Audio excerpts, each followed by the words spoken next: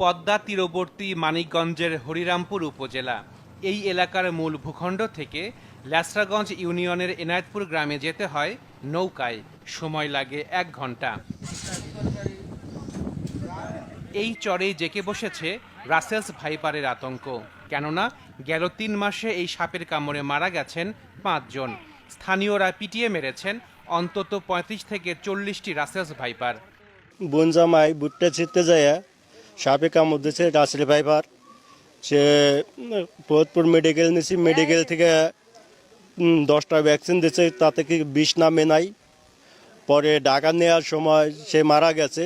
কিন্তু Russell viper সাপের কামড়ে যারা মারা গেছে তাদের হসপিটাল নিয়ে গেছে, তাদেরকে হসপিটাল নেওয়ার পর তাদের ভ্যাকসিন দিছে, ভ্যাকসিনও এটার কোনো কার্যকরী হয় নাই। শুধু মানিকগঞ্জ নয়, ফরিদপুর জেলার পদ্মা তীরবর্তী চরাঞ্চলেও দেখা মিলছে রাসেলস ভাইপারের। ফলে আতঙ্কে চরে কৃষিকাজ করতে ভয় পাচ্ছেন সাধারণ মানুষ। 17 থেকে 18 সাল প্রায় 8 থেকে 10 জন মানুষ এই সাপের কামড়ে মারা যায় এবং এই পর্যন্ত প্রায় 10 থেকে 15 জন তো হিসাবের ভিতরে আছে, আর হিসাব ছাড়া অনেক আছে, যেটা নাকি আপনার বলা খুব কঠিন ব্যাপার। এই সাপের উপর আপনার একটা ব্যবস্থা নেওয়া উচিত। মানুষ কাজ বাজ করে, খেতে গলায়, ক্ষেত খামারে, তার ভয় ভীতির মধ্যে থাকে। ওয়ালটন ফ্রিজ কিনে অনেকের মতো আপনিও হয়ে যেতে পারেন মিলেনিয়াল সেরা পণ্যের সেরা অফার। গেটে যায় দেখে গেট খুলছে আর দেখে দাঁড়ায় রয়েছে, রাঠিতে বাইরে মারলাম।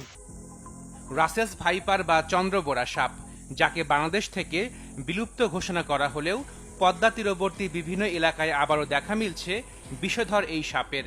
গবেষকরা বলছেন, প্রতিকূল পরিবেশে টিকে থাকতে স্বভাব পরিবর্তন করছে রাসেলস ভাইপার। সঠিক সার্ভে না করে বাংলাদেশ থেকে রাসেলস ভাইপারকে বিলুপ্ত ঘোষণা করা হয়েছিল, কিন্তু আমাদের বরেন্দ্র অঞ্চলে এই সাপটা টিকে ছিল। পরবর্তীতে গঙ্গা হয়ে পদ্মা দিয়ে 2009-10 সালে যে রাসেলস ভাইপারগুলো ভেসে আসে, সেগুলো বাংলাদেশের চরাঞ্চলগুলোতে, পদ্মা নদীর চরাঞ্চলগুলোতে অবস্থান নেয় এবং তাদের যে সংখ্যা বৃদ্ধি, এক কথায় প্রজনন হতে থাকে, সংখ্যা বৃদ্ধি হতে থাকে এবং প্রতি বছর আবার বন্যার সময় এই যে স্রোতে চরগুলো থেকে বিভিন্ন জেলায় ইনার সাইডের দিকে ভেসে যেতে থাকে। তো রাসেলস ভাইপারের বিস্তৃতিটা এখন বাংলাদেশের প্রায় 28টা জেলায় ছড়িয়ে পড়েছে। অন্যান্য সাপ যেমন পালিয়ে যেতে চেষ্টা করে বা নিজেকে লুকিয়ে রাখতে চেষ্টা করে, এরা কিন্তু সেটা করে না। এরা যখন মানুষ তার কাছাকাছি চলে আসে তখন একটু হিসিস সাউন্ড করতে থাকে, তারপরে যখন তার রেঞ্জের মধ্যে চলে যায় তখন সে আতঙ্কিত হয়ে বাইটটা করে।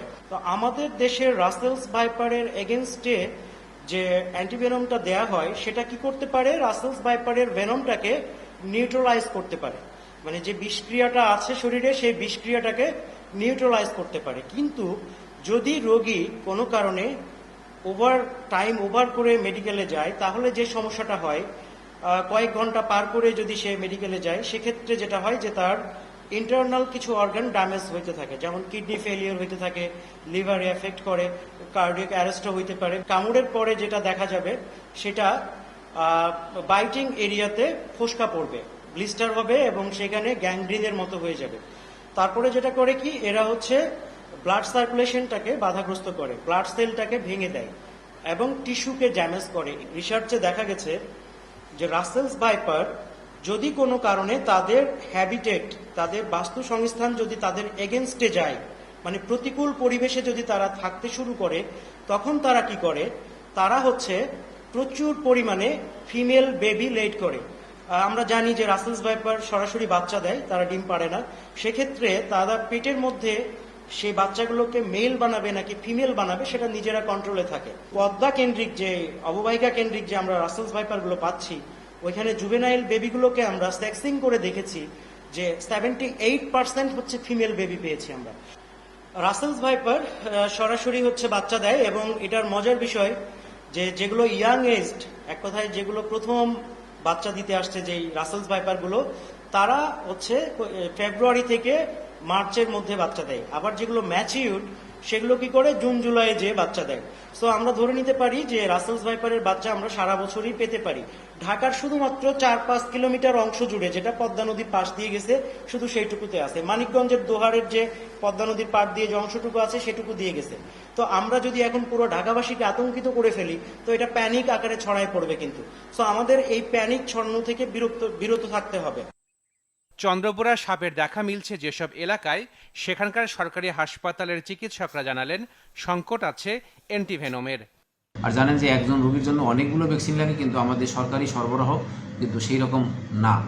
যারা কমিউনিটি ক্লিনিক রয়েছে এই সমস্ত জায়গায় কিন্তু এই ধরনের অ্যান্টিভেনাম পুশ করার কোনো সুযোগ নেই, কারণ এখানে অ্যান্টিভেনাম পুশ করতে হলে যে সমস্ত প্রিকশনের দরকার, যে সমস্ত সাপোর্ট দরকার, সেই সমস্ত সাপোর্টগুলো কিন্তু ওই সমস্ত জায়গায় নেই। তবে স্বাস্থ্য মন্ত্রণালয় বলছে অ্যান্টিভেনমের কোনো সংকট নেই। এই রাসেল ভাইপার তো আগে এইভাবে এত ব্যাপক আকারে ছিল না, ইন্ডিয়া থেকে আসছে বলে আমাদের কাছে খুবই মনে হচ্ছে, এবং আমাদের কাছে যে রাসেল ভাইপারের ন্যাশনাল ক্যারেক্টার যেটা ছিল সেখানে একটা ডেডিকেট হয়ে আসছে, এবং যে কারণে অনেক ক্ষেত্রে আমরা অ্যান্টিভেনম পুশ করার পরেও রোগীকে কিন্তু অনেক ক্ষেত্রে সার্ভাইভ করানো যাচ্ছে না। এছাড়া এই সাপের স্বভাব পরিবর্তন নিয়ে গবেষণা হবে বলেও জানিয়েছেন স্বাস্থ্য সচিব। আশা করি যে আমরা ফাইন্ডিংস ভালো কিছু পাবো। আশেকেন প্রিন্স, চ্যানেল 24, ঢাকা।